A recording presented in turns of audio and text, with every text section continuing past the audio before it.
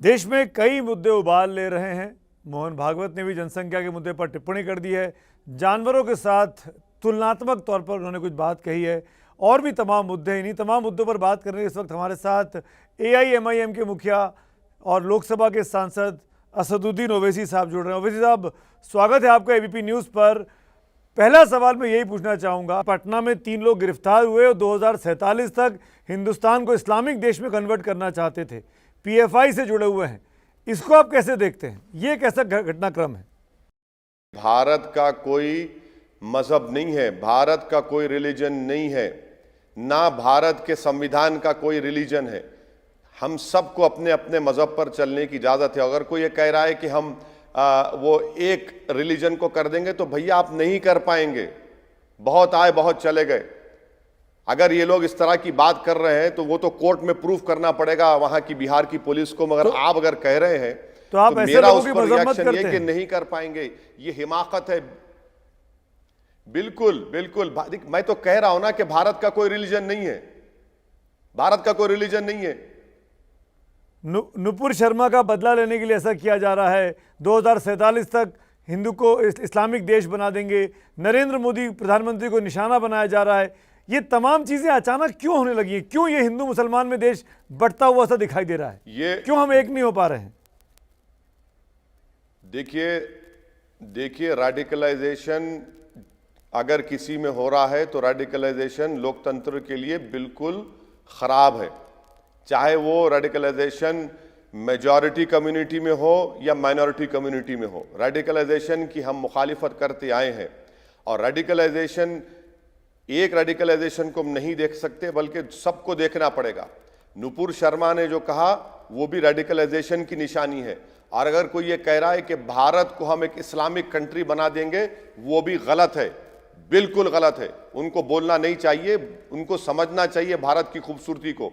अगर आपके ये थॉट्स हैं तो आप भारत में थॉट्स लेकर नहीं रह सकते। आप तो PFI को बैन कर देना चाहिए। कर रहे हैं तो रेडिकलाइजेशन तो PFI का नाम हर जगह आ रहा है असद भाई। तो क्या PFI को बैन करने का वक्त आ गया है? आप मांग करेंगे? देखिए ये काम सरकार का है और मैं बैन के खिलाफ हूं।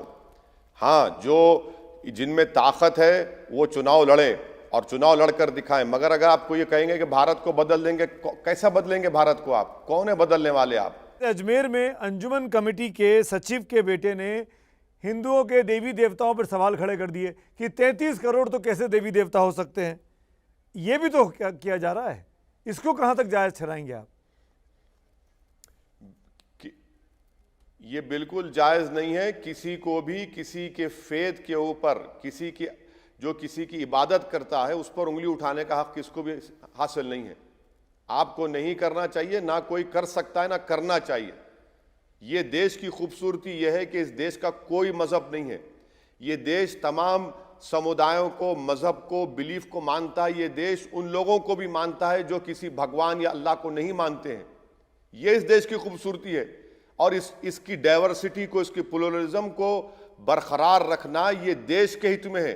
भारत को मजबूत रखने के लिए सब चीजों को समझना बहुत जरूरी है। अगर इस देश में जनसंख्या नियंत्रण को लेकर कानून बनाने की बात चल रही है, वकालत की जा रही है, तो ओवैसी साहब को परेशानी क्यों है? आपको दिक्कत क्या है? देखिए, परेशानी मुझे नहीं है, परेशानी मोदी सरकार को है।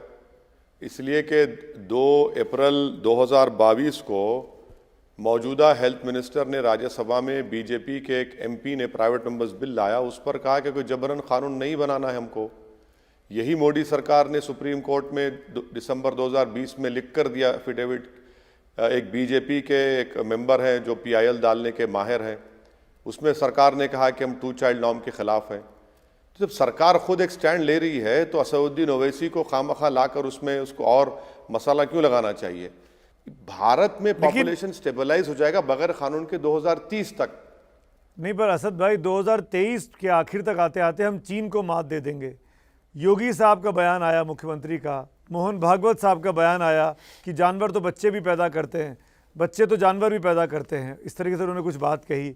सिमिलरली गिरिराज सिंह ने कहा, जो कि केंद्र में मंत्री हैं, कि ये बिल तो आके रहेगा जनसंख्या नियंत्रण वाला।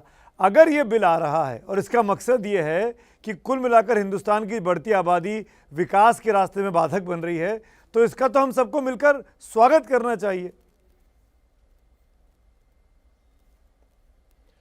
नहीं, सबसे पहली बात तो यह है कि मुझे स्ट्रांग ऑब्जेक्शन है कि इंसानों की तुलना जानवरों से की जा रही है।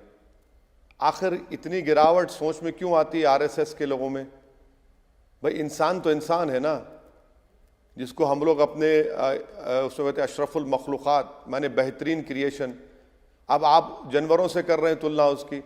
और रहा सवाल चीन का, देखिए इस हमारे देश में जो किसी विश्व में नहीं है, जो डेमोग्राफिक डिविडेंड है, 50 साल से कम उम्र की आबादी 25 साल की है, 60% आबादी 40 साल की कम उम्र की है। ये डेमोग्राफिक डिविडेंड किसी मुल्क, किसी विश्व के कंट्री में नहीं है। हमने इस डेमोग्राफिक डिविडेंड का इस्तेमाल कैसे किया? क्या हमने उनको कुछ नौकरी दी, स्किल्स दिया, उनको कुछ कंस्ट्रक्टिव काम पर लगाया? कुछ नहीं लगाया हमने। और ये डेमोग्राफिक डिविडेंड हमारा 2035 तक रहेगा, उसके बाद नहीं रहेगा।